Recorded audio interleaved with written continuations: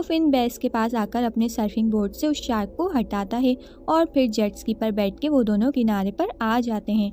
Life guard base का treatment करता है और कहता है कि बेस खतरे से बाहर है।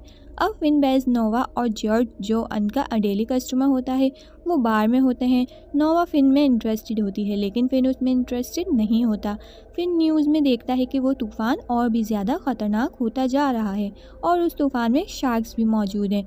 फिन परेशान हो जाता है और अपनी एक्स वाइफ अप्रैल को कॉल करके कहता है कि उसे और उसकी बेटी क्लॉडिया को वहाँ से निकलकर किसी सेफ जगह चले जाना चाहिए क्योंकि उनके घर समंदर के करीब है और अगर तूफ़ान और भी ज़्यादा तेज़ हुआ तो वहाँ सैलाब भी आ सकता है।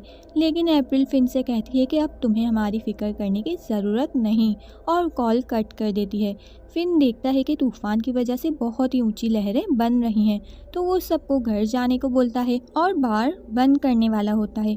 तभी एक ऊंची लहर आकर उसके बार से टकराती है और 60 शार्क भी अंदर आ जाती है। तो नोवा स्टिक उठाकर उस शार्क पर अटैक करके उसे मार देती है। वो चारों अपने वेपन्स लेकर वहाँ से जाने लगते हैं और बाकी सब भी वहाँ से भाग रहे होते हैं और लहरों और हवाओं के साथ शार्क्स भी किनारे पर आ रही होती हैं और लोगों को अपना शिकार बना रही होती हैं। बेस भागते हुए नीचे गिर जाता है। तभी एक शार्क आकर उस पर अटैक करती है तो बेस वहाँ रखा सिलेंडर शार्क के मुंह में डाल देता है और फिन सिलेंडर को शूट कर देता है। तेज़ लहरों की वजह से फेरिस व्हील भी टूट जाता है और घूमता हुआ लोगों को कुचलने लगता है और फिर एक बिल्डिंग से जा टकराता है। फिन देखता है कि उसका बार पूरा तबाह हो चुका है और तूफान उनके और करीब आ रहा है। तो फिन अप्रैल और क्लॉडिया को बचाने जाने लगता है और साथ उसके दोस्त भी जाते हैं। रास्ते में वो देखते हैं कि सड़कों पर पानी भर रहा है और शार्क्स भी तैर रही हैं।